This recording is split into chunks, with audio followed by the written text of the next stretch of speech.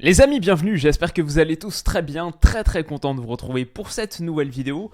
Hier, on avait commencé la journée en mentionnant le cas Ziyech, le Paris Saint-Germain qui fonçait sur Hakim Ziyech. Il y a eu tout un retournement de situation dans la soirée au tout dernier moment.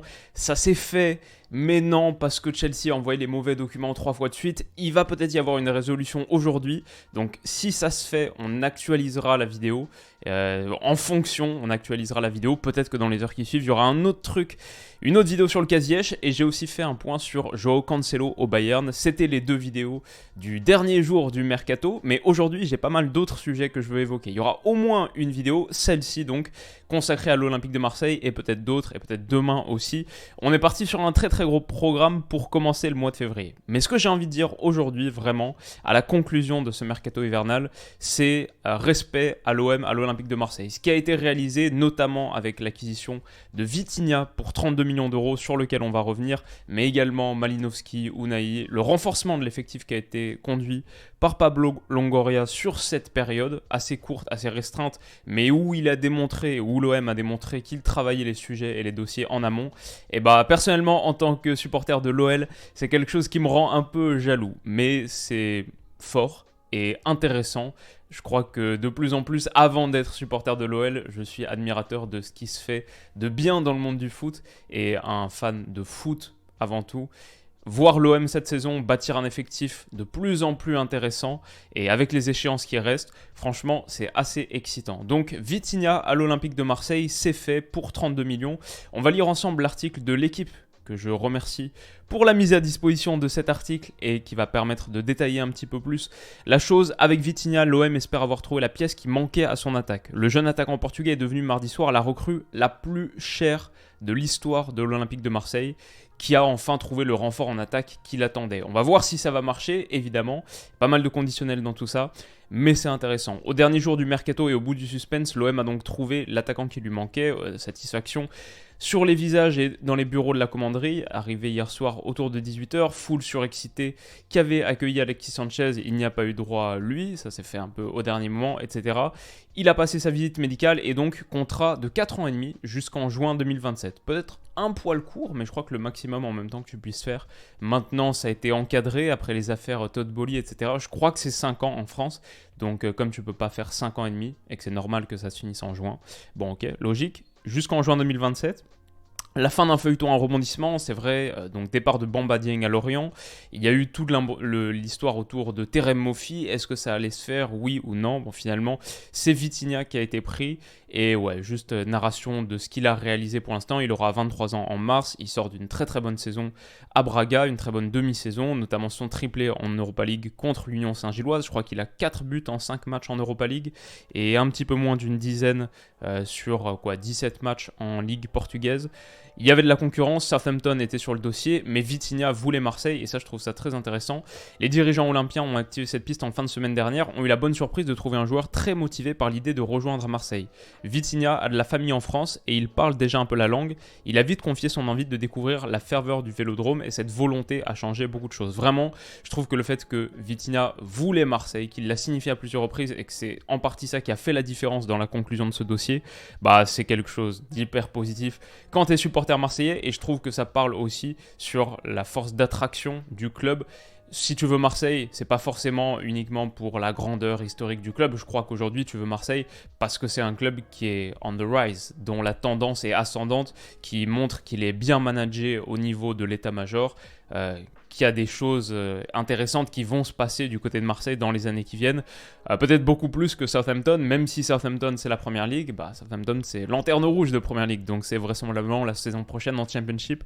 Marseille offre un challenge plus excitant, même s'ils sont pas en Europe cette saison, et ça c'est un truc dont on va reparler tout à l'heure. Mais donc il restait à convaincre Braga, ce qui n'était pas le plus évident, parce que le club portugais n'avait aucune intention de s'asseoir sur le montant de la clause libératoire, 30 millions, mais là aussi les discussions ont avancé positivement, et Braga a facilité le deal en acceptant un paiement échelonné sur les 4 années de contrat. Aussi, l'OM payera 32 millions d'euros si les bonus sont atteints, ce qui devrait être le cas. Donc c'est 25 plus 7 je crois, mais les bonus vraisemblablement devraient être atteints.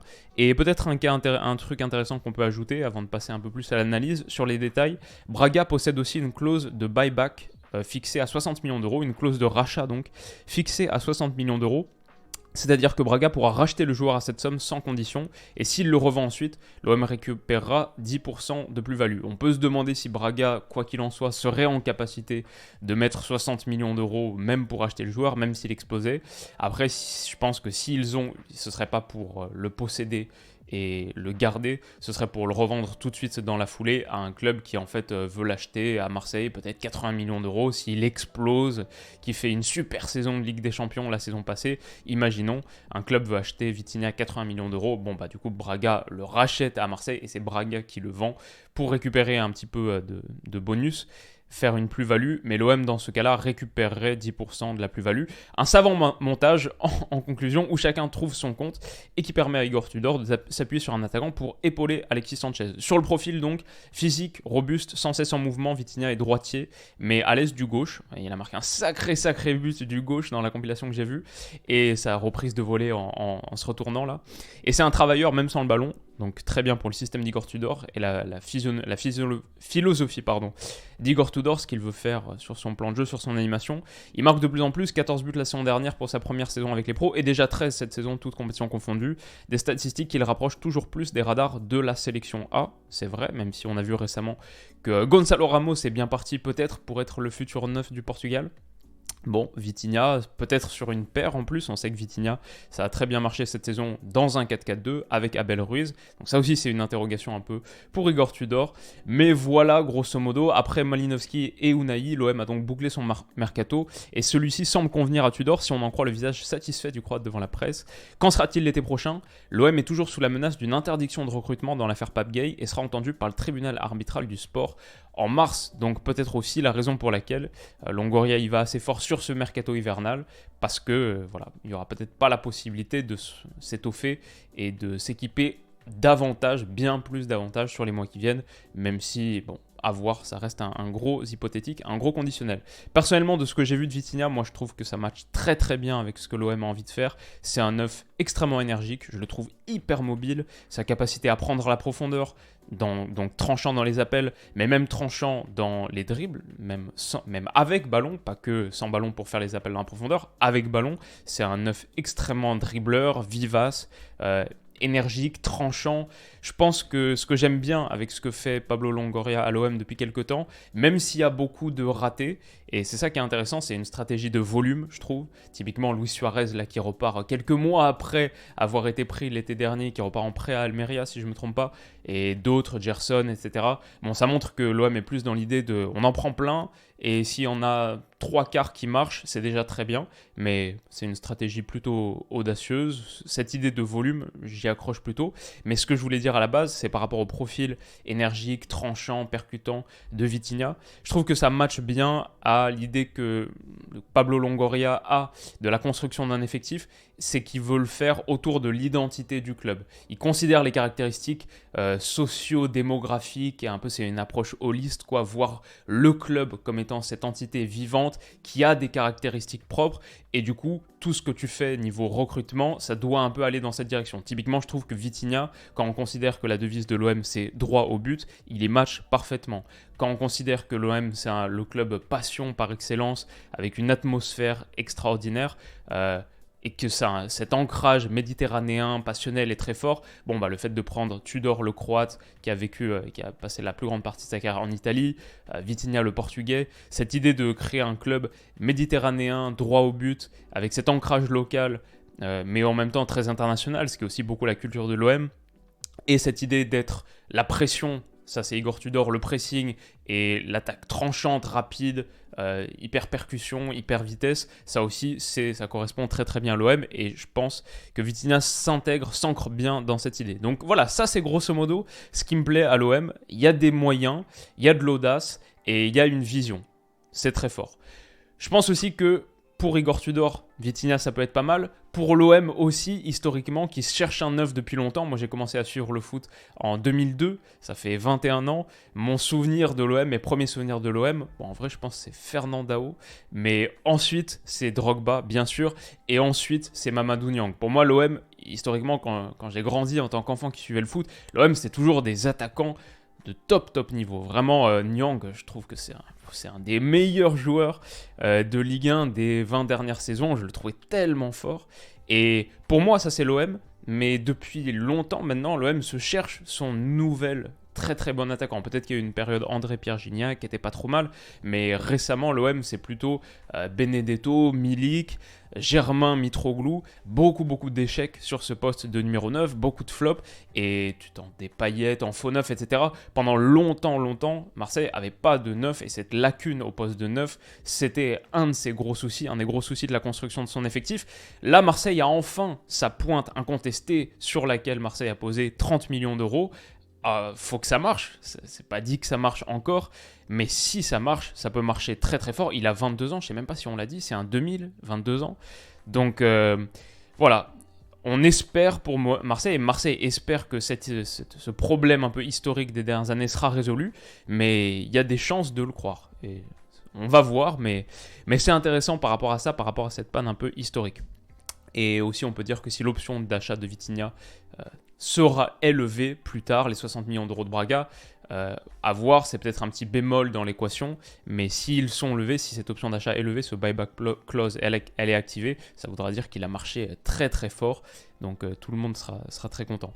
Je pense aussi que Marseille, voilà, si je fais cette vidéo aujourd'hui, respect sur le mercato hivernal, sur ce qui est accompli, c'est pas que pour Vitinha, c'est juste la dernière info, c'est le transfert le plus cher de l'histoire de l'OM, mais moi, Unai pour quoi, une dizaine de millions d'euros, je trouve un peu moins peut-être même, ou pile 10, je trouve ça incroyable. Enfin, ça c'est quand même un sacré gros coup, même si c'est pas pour être titulaire tout de suite ou quoi, que ce soit juste pour étoffer ton effectif, te donner plus d'options et donner plus de munitions, de cartouches à Igor Tudor. Bah, Unai, on a vu la Coupe du Monde qu'il a fait. Pour moi, c'est un des 2 joueurs les plus importants du Maroc sur le tournoi qu'ils viennent de sortir. S'il peut même s'approcher de ce niveau-là, à voir comment il sera utilisé, c'est quand même la question. Peut-être qu'il convient pas exactement au système Tudor, qui est plus sur un milieu à 2 plats. Unai, je l'aime bien en relayeur, comme on l'a vu avec le Maroc dans le 4-1-4-1. Mais bon, ça c'est quand même un sacré coup.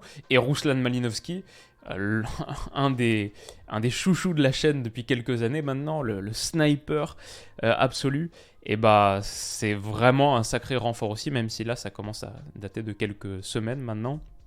Ouais, Marseille s'est vraiment significativement renforcé en se séparant de joueurs qui n'étaient pas importants pour l'OM, qui étaient en difficulté à Marseille, pas forcément en raison de sa qualité intrinsèque et absolue, comme Bamba Dieng, mais sur lequel Igor Tudor ne comptait pas, donc lui il est parti, Gerson est parti, Pape Gueye est reparti en prêt, Luis Suarez comme on a dit parti en prêt aussi à Almeria, donc voilà, Issa Touré ça c'est plus un prêt de développement, je pense que Marseille compte encore véritablement sur lui, alors que Pape Gueye, Luis Suarez, je suis moins convaincu, je pense que c'est plus un prêt qui a vocation à devenir à un moment un transfert, je sais pas, j'ai pas suivi le dossier avec beaucoup de précision, mais j'imagine que c'est grosso modo comme ça. En tout cas, si on accepte Issa Touré en mode prêt de développement, le reste c'est un Marseille qui s'est bien dégraissé, qui a enlevé de son effectif des joueurs sur lesquels l'Olympique de Marseille ne comptait pas tant que ça, pour aller prendre Malinovski, Unai et Vitinha, potentiellement 3 gars titulaires, peut-être. C'est vraiment costaud, je trouve. Ça, c'est un vrai mercato de renforcement. Quand on regarde aujourd'hui le secteur, l'entrejeu plus le secteur offensif de l'OM, il y a 11 noms. Alors, avec Amin Harit, on va voir s'il peut revenir un jour à son niveau. Et Elmas, bon, je ne le compte pas vraiment. Donc, disons qu'il y a quoi? Il y a 9 noms. Verretou, Guendouzi, qui est resté aussi. Ça, c'est quand même un gros truc de ce mercato hivernal. Unai, Rongier, en tant que vrai milieu de terrain, donc 4 pour 2 a priori sur le tandem de Tudor au milieu, mais même 4 pour 3 si tu veux faire un milieu à 3 à un moment, et vraiment 4 bons choix. Ruslan Malinovski aussi peut-être, qui est un petit peu entre les deux, entre offensif et joueur d'entrejeu, donc à cette polyvalence, c'est pas mal. Payet, Under, Vitinha, Sanchez. Ensuite, sur les postes offensifs, bah, avec Vitinha, tu as peut-être trouvé ton 9 et quoi tu mets sur les côtés. Peut-être que tu peux mettre Sanchez qui a visiblement envie de reculer un peu, de ne pas être la seule pointe. Donc voilà, peut-être que pour épauler Vitinha, en prenant Vitinha, tu débloques un petit peu plus de ce que peut t'apporter Sanchez. Et ensuite, Malinovski sur l'autre aile ou Payet dans une construction un peu différente. Bon, il y a beaucoup de choses que l'OM peut faire. Under en tant que piston, peut-être. Je crois que c'est ce qui était fait au dernier match contre Monaco en Ligue 1. Voilà, ici, dans le 3-4-2-1. un peu pyramidal de Tudor, c'était Guendouzi, Malinowski, Sanchez, Under ici. On peut très bien imaginer maintenant Sanchez ici à la place de Guendouzi, Guendouzi dans l'entrejeu, à la place peut-être de Verretou, je sais pas. Bon, il y a des choses à réfléchir quand même niveau construction d'effectifs, mais voilà, tu peux mettre maintenant Sanchez là et Vitinha là, et ça fait un beau trio si c'est ça l'option qui est choisie. Personnellement, je dirais que je ne suis pas encore totalement convaincu par le système Tudor, ce 3-4X. Une fois que tu as pris Unai, j'aimerais bien voir un 4-3-3, je crois, ou quelque chose avec un trident dans l'entrejeu. Mais il y a encore et c'est juste pour dire qu'il y a encore des choses à réfléchir, à aviser. Tout n'est pas fini dans la réflexion. Mais maintenant, l'OM a des cartouches, l'OM a des armes, et ça, c'est quand même pas mal. Donc voilà, c'est une équipe qui est 3ème de Ligue 1, qui aurait dû l'emporter contre Monaco sans doute avec cette histoire de penalty, mais même sans ça, qui a 5 points d'écart par rapport à un petit matelas de 5 points pour sa place sur le podium, qui a 2 unités de Lens qui est à la seconde place, et finalement qui a 5 points du Paris Saint-Germain, même si voilà, je pense que le PSG sera champion au bout. PSG qui ralentit vraiment la cadence, qui a une seule victoire sur ses 4 dernières journées de Ligue 1, et on voit que c'est pas très serein. Est-ce que Marseille peut même aller se mêler à une course pour le titre éventuellement? Bon, perso, j'irai pas jusque-là, mais en Coupe de France, il va y avoir un 8ème de finale dans quelques jours, là, le 8 février, dans une semaine pile, contre Paris au Vélodrome, et ensuite, quelques semaines plus tard, la réception en Ligue 1. Donc on a un beau programme qui nous attend, et bien sûr Nantes ce soir, là, dans quelques heures, dans 9 heures à l'heure où je m'enregistre. Ouais, beau programme qui nous attend pour Marseille, avec ce double classique, et des choses à aller chercher en Ligue 1. C'est juste dommage qu'il n'y ait pas cette qualification en Coupe d'Europe, même une 3ème place sur ce groupe de Ligue des Champions. Moi j'aurais beaucoup aimé voir Marseille en Europa League, surtout avec le tableau qu'on a en Europa League, qui est très excitant je trouve sur cette saison, seconde partie de saison. Donc ça c'est dommage, mais sinon le reste, ouais, il y a des choses à suivre pour Marseille. Et puis au-delà de cette saison, de la saison qui reste, Longoria est en train de construire un effectif de plus en plus intéressant, même pour la suite, avec des joueurs jeunes, avec du potentiel. Si ça marche, ça peut marcher très fort. Voilà grosso modo pour l'OM, je ne vais pas faire plus long, mais je pense que c'est vraiment sympa ce qui est en train de se construire là-bas. Et ça contraste fortement bien sûr avec mon Olympique à moi, mais c'est intéressant. Et on peut que tirer un coup de chapeau, en attendant de voir si tout marche, mais même si tout ne marche pas, il y a des chances qu'il y ait des choses qui marchent, et si 3/4 des choses marchent, ça peut être sympa. Dites-moi ce que vous en pensez, comment vous voyez la chose, supporter marseillais, plutôt emballé, plutôt inquiet de l'indemnité de transfert, ouais, où est-ce que vous situez le curseur, qu'est-ce que vous attendez de la fin de saison de Marseille?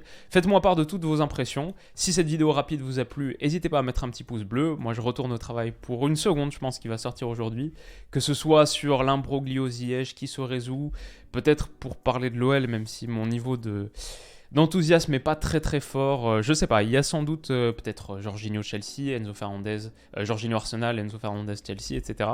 Dites-moi aussi quel sujet vous voulez voir abordé, et je retourne au travail, en tout cas je m'y remets, et il y aura une vidéo, il y aura plein de vidéos sur les jours qui viennent. Prenez soin de vous les amis, abonnez-vous à la chaîne pour pas rater tout le programme, et on se retrouve très vite. Bisous.